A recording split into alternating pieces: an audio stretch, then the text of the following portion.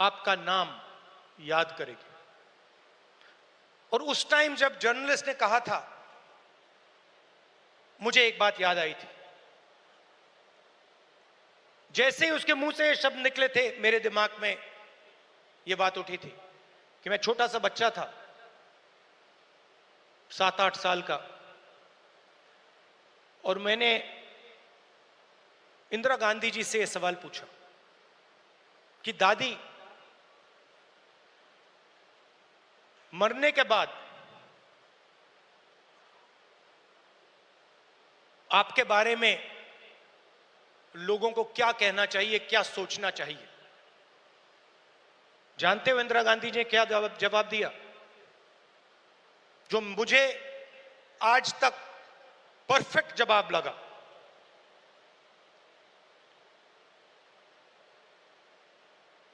उन्होंने कहा, राहुल, मैं अपना काम करती हूं, मरने के बाद लोग मेरा क्या सोचें क्या ना सोचें, मुझे कोई फर्क नहीं पड़ता है। मुझे इंटरेस्ट अपने काम से है, और अगर पूरी दुनिया मेरे मरने के बाद मुझे भूल जाए, वो भी मेरे लिए मंजूर है, अगर मैंने अपना काम पूरा किया। तो यही मेरी सोच है। लोग क्या सोचेंगे क्या नहीं सोचेंगे, मुझे कोई फर्क नहीं पड़ता। सच्चाई क्या है और मुझे क्या करना है, वो मैं करना चाहता हूं।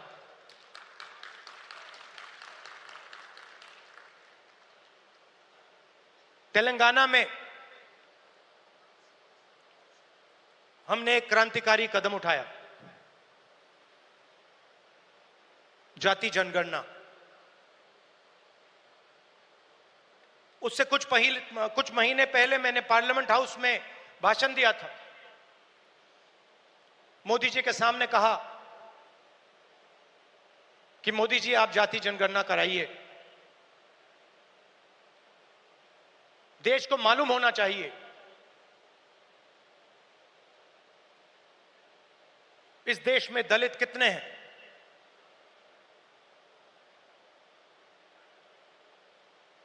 पिछड़ा वर्ग कितना है,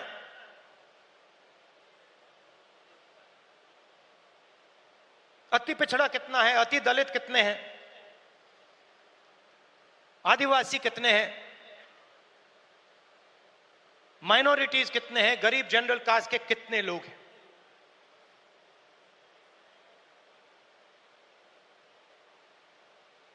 और मैं सिर्फ जाति जनगणना के पीछे नहीं था। जाति जनगणना एक कदम है।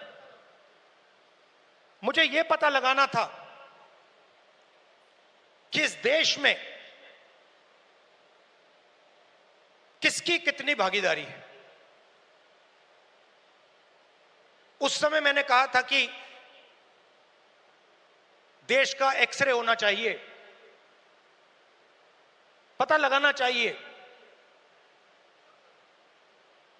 कि जो हमारे दलित, आदिवासी, पिछड़े वर्ग के लोग धूप में काम करते हैं, मजदूरी करते हैं, क्या सचमुच में ये देश उनकी इज्जत करता है? क्या सचमुच में ये देश उनको जगह देता है? ये मेरे दिमाग में सवाल था। मोदी जी ने, आरएसएस ने साफ कह दिया, हम जाति जनगणना नहीं करेंगे, हम जानना नहीं चाहते हैं, हम समझना नहीं चाहते हैं, हम लोगों को बताना नहीं चाहते हैं कि इस देश में दलितों को, आदिवासियों को, पिछड़ों को, गरीब जनरल कास्ट को, माइनॉरिटीज को कितनी भागीदारी मिलती है, हम छुपाना चाहते हैं।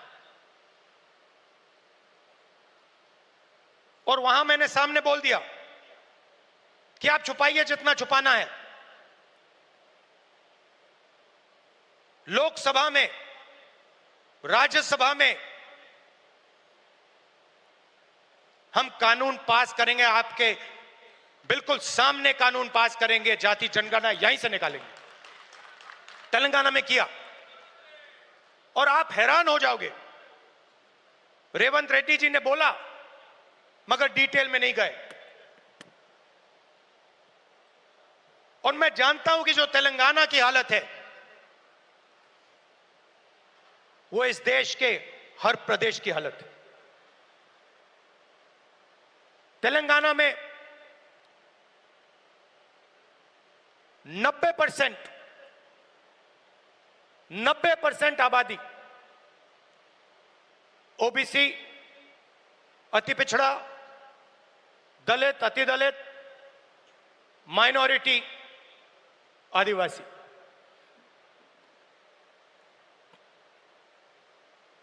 तेलंगाना का कॉर्पोरेट सेक्टर देखिए, मालिकों की लिस्ट, सीईओज की लिस्ट, सीनियर मैनेजमेंट की लिस्ट, 90% में से आपको एक व्यक्ति नहीं मिलेगा।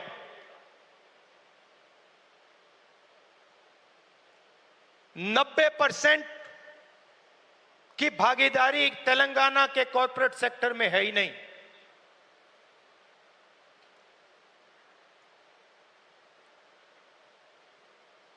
आजकल 21वीं सदी में मजदूर को गिग वर्कर कहा जाता है। वो घरों में खाना ले जाते हैं, घरों में खाना पकाते हैं,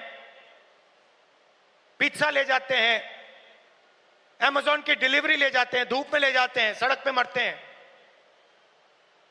तेलंगाना में उनकी लिस्ट निकाली, सारे के सारे या ओबीसी या दलित या आदिवासी। अब तेलंगाना में जाति जनगणना ने एक बिल्कुल नया औजार दिया है। तेलंगाना में हम सचमुच में विकास का काम कर सकते हैं। तेलंगाना में हम पिन पॉइंट एक्यूरेसी के साथ भागीदारी के बारे में हर सेक्टर में आपको बता सकते हैं। और मैं खुश हुआ कि जाति जनगणना होने के एकदम बाद हमारे चीफ मिनिस्टर ने और हमारी टीम ने ओबीसी रिजर्वेशन को 42% तक पहुंचा दिया है।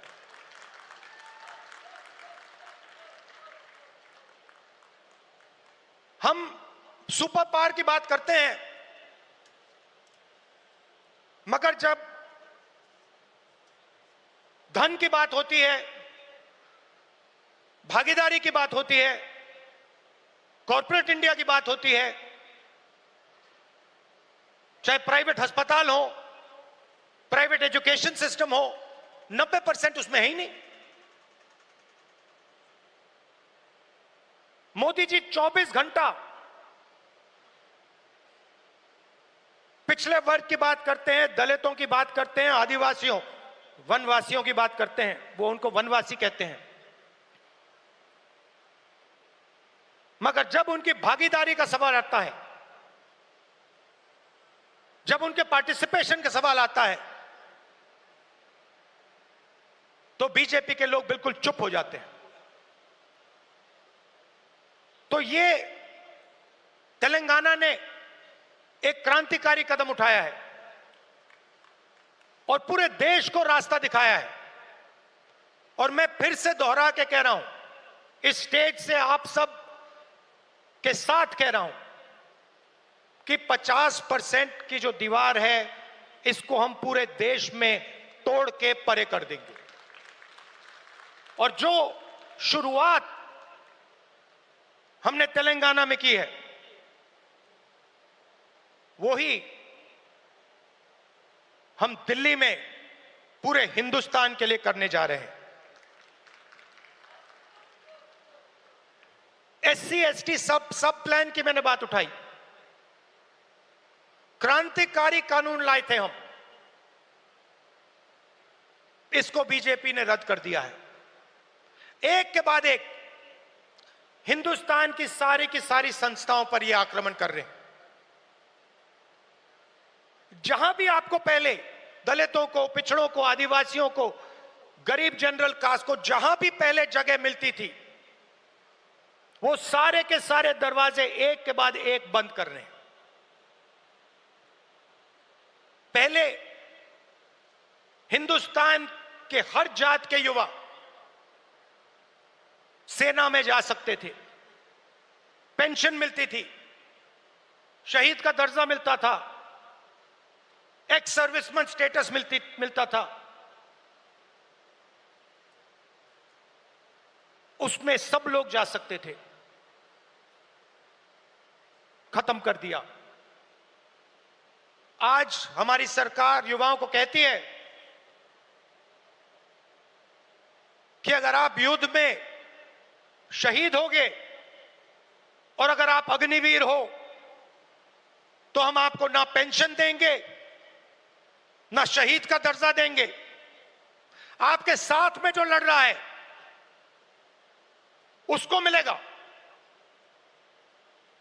मगर आपको नहीं मिलेगा। रास्ता किसके लिए बंद किया? गरीबों के लिए, गरीब जनरल कास्ट, दलित, पिछड़ा वर्ग, अति पिछड़ा वर्ग, आदिवासियों के लिए। पहले पब्लिक सेक्टर हुआ करता था, उसमें हर जात के लोग जा सकते थे। Steel authority India, BHEL, BSNL, HAL, ये आप सबको, पूरे देश के युवाओं को रोजगार देते थे, अपॉर्चुनिटी देते थे। एक के बाद एक इनको बंद किया जा रहा है।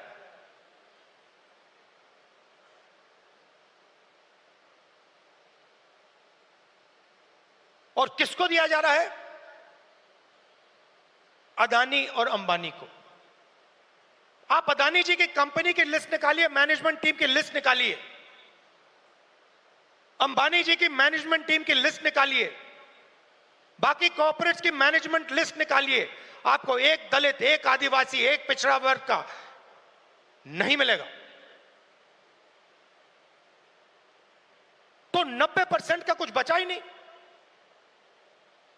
90% के लिए मजदूरी, बेरोजगारी, और हिंदुस्तान के सारे airport, ports, defence industry, cement industry, जो भी चाहते हैं अदानी जी को। छत्तीसगढ़ में माइन चाहिए, बस्तर में माइंस चाहिए,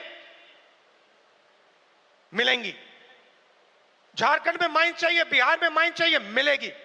बंबई का एयरपोर्ट चाहिए, ले लो। लखनऊ का एयरपोर्ट चाहिए, ले लो।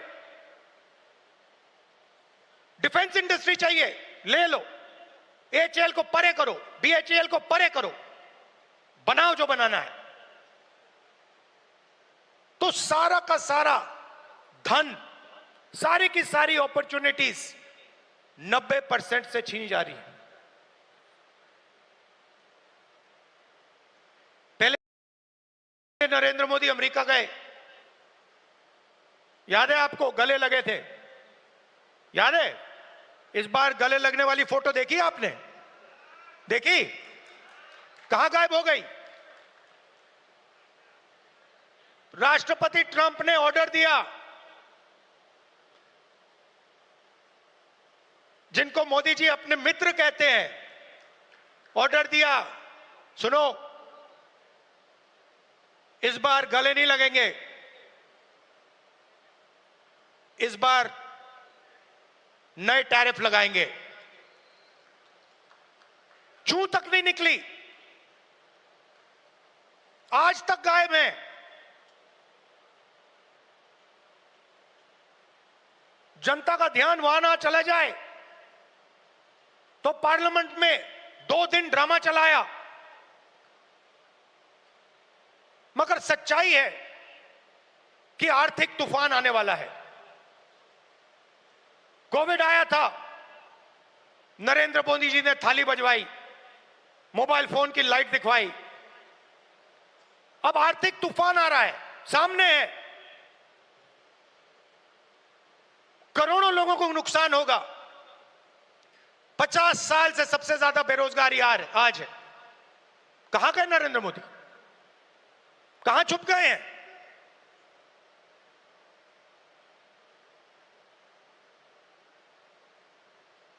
बांग्लादेश का राष्ट्रपति उल्टा बयान देता है और नरेंद्र मोदी जी उसके साथ बैठे हुए हैं, चुप, एक शब्द नहीं निकलता मुंह से। कहां गई 56 इंच की छाती?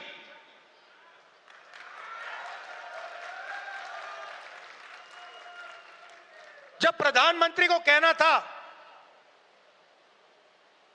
इंदिरा गांधी से एक बार किसी ने पूछा,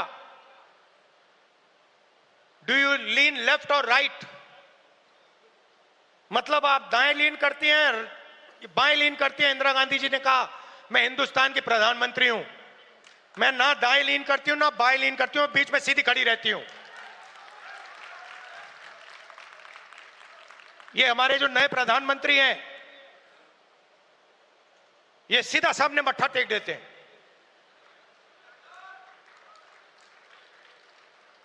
सच्चाई है हिंदुस्तान की, और विचारधारा की लड़ाई है।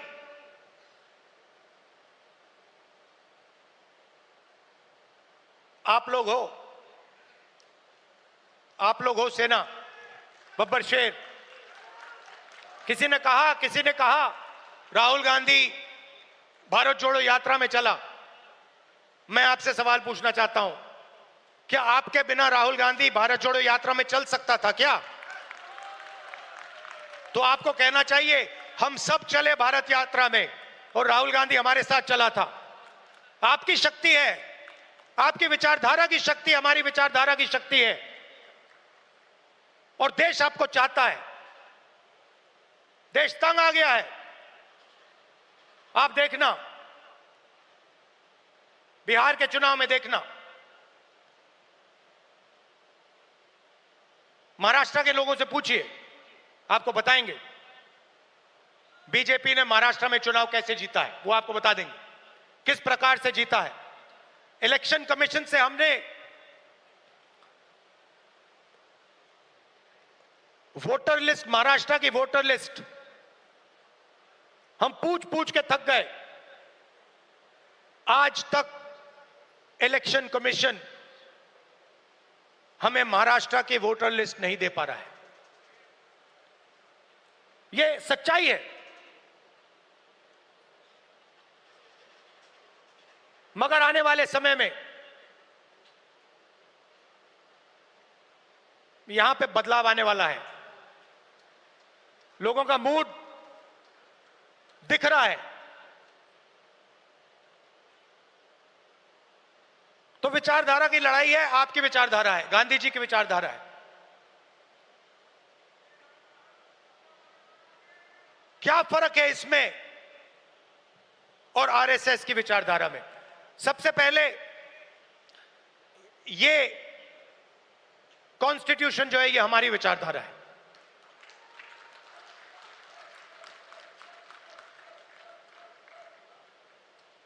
इसमें गांधी जी की, अंबेडकर जी की, पटेल जी की, बुद्ध भगवान की, नारायण गुरु जी की, गुरु नानक जी की, कबीर जी की, बसवना जी की विचारधारा है।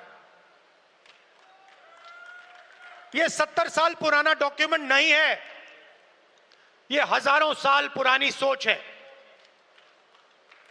और ये आपकी है। आपके खून, आपके पसीने ने, कांग्रेस पार्टी के खून, कांग्रेस पार्टी के पसीने ने यह कॉन्स्टिट्यूशन देश के साथ बनाया है और आज इस पर आक्रमण हो रहा है।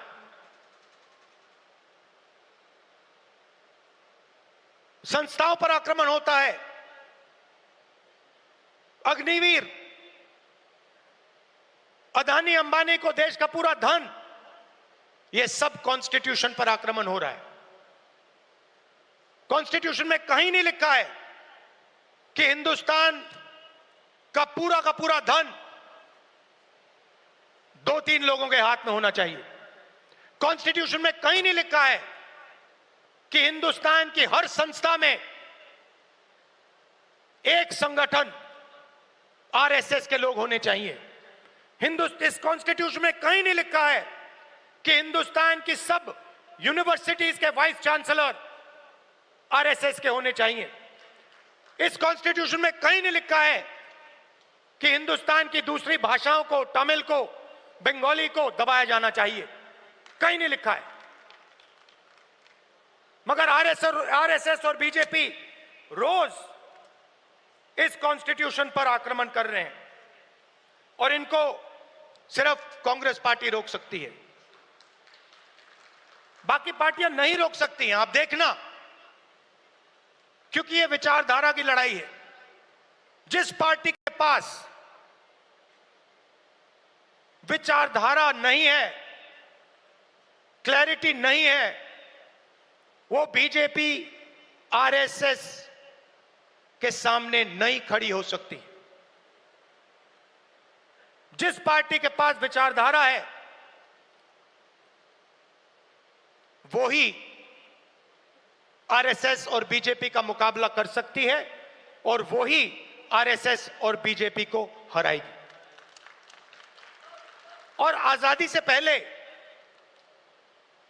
एक बात याद रखिए, भूलिए मत, आजादी में हम सिर्फ अंग्रेजों से नहीं लड़े थे।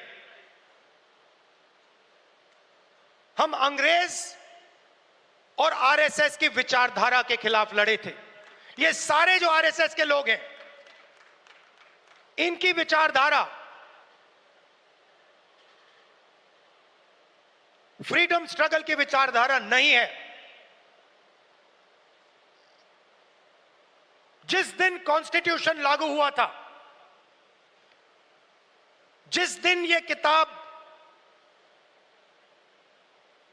लिखी गई थी, उस दिन इस कॉन्स्टिट्यूशन के खिलाफ आरएसएस ने रामलीला मैदान में इस कॉन्स्टिट्यूशन को जलाया था। सालों के लिए इस कॉन्स्टिट्यूशन में लिखा है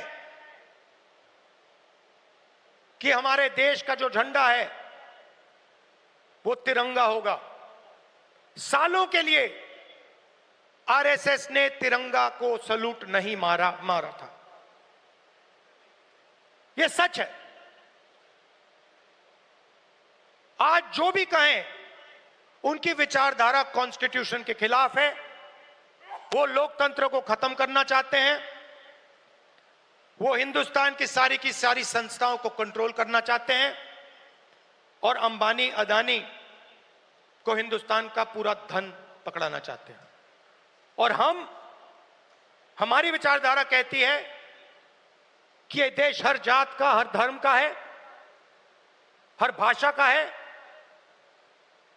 इस देश की संस्थाएं, इस देश के इंस्टीट्यूशंस किसी एक संगठन के नहीं हैं, कांग्रेस पार्टी के नहीं हैं, इस देश की जनता के हैं और इस देश की जनता को उन इंस्टीट्यूशंस पर कंट्रोल होना चाहिए। यह लड़ाई चल रही है। कुछ दिन पहले बीजेपी ने लोकसभा में वक्फ बिल पास किया। वक्फ बिल फ्रीडम ऑफ रिलीजन पर आक्रमण है, कॉन्स्टिट्यूशन पर आक्रमण है।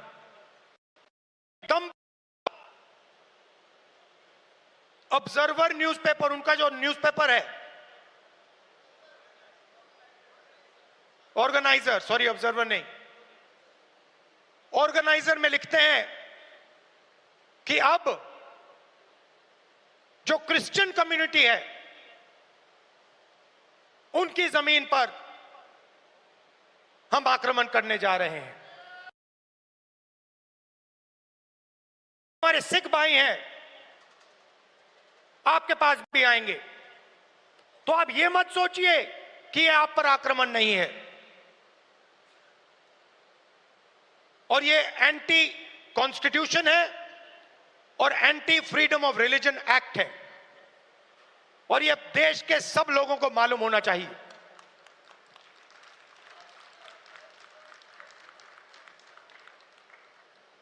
तो हम चाहते हैं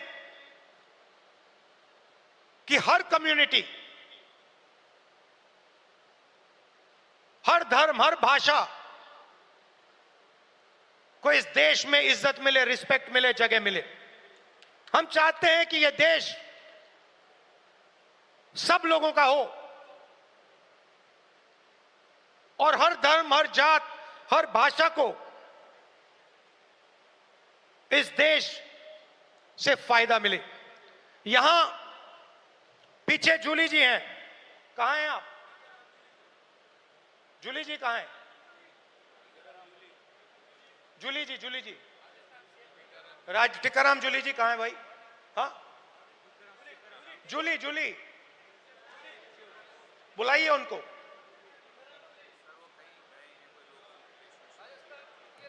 अच्छा, टिकाराम जूली हमारे सीएलपी हैं, राजस्थान के, दलित हैं, मंदिर गए थे। उनके मंदिर में जाने के बाद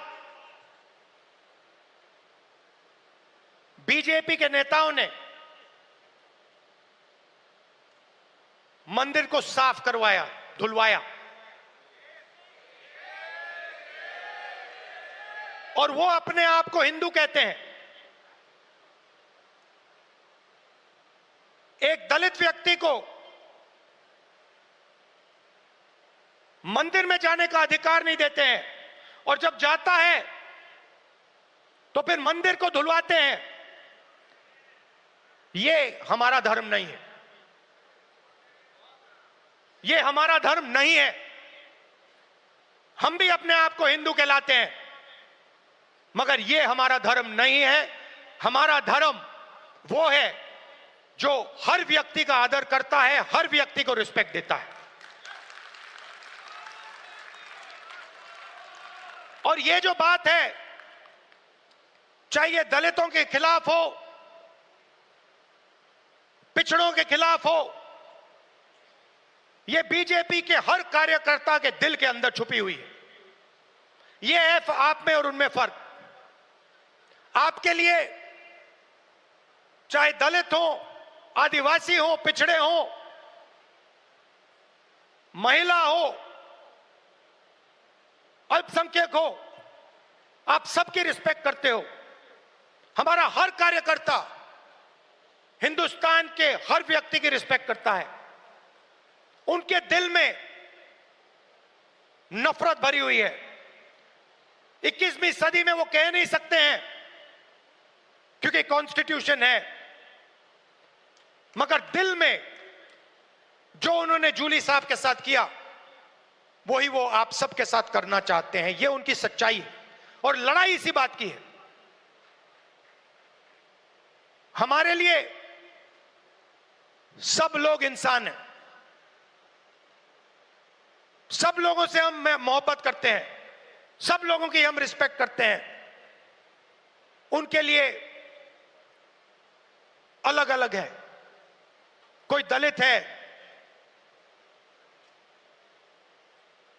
उसको मंदिर में नहीं जाना चाहिए।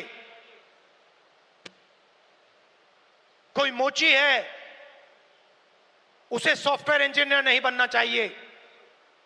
कोई गरीब किसान का बेटा है, उसे अंग्रेजी नहीं सीखनी चाहिए। ऐसा हिंदुस्तान हमें नहीं चाहिए, और हम होने भी नहीं देंगे। आखिरी बात आपसे कहना चाहता हूं संगठन के बारे में। कांग्रेस प्रेसिडेंट वर्किंग कमेटी और पार्टी के सीनियर नेताओं की काफी मीटिंग हुई है और हम चाहते हैं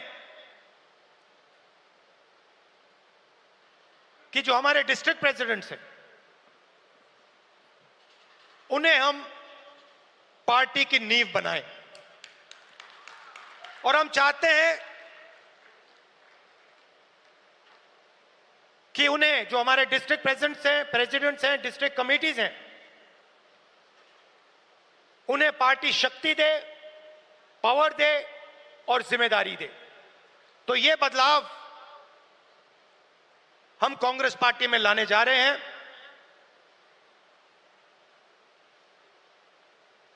डिस्ट्रिक्ट कमेटी और डिस्ट्रिक्ट प्रेसिडेंट को हम पार्टी का फाउंडेशन बनाने जा रहे हैं।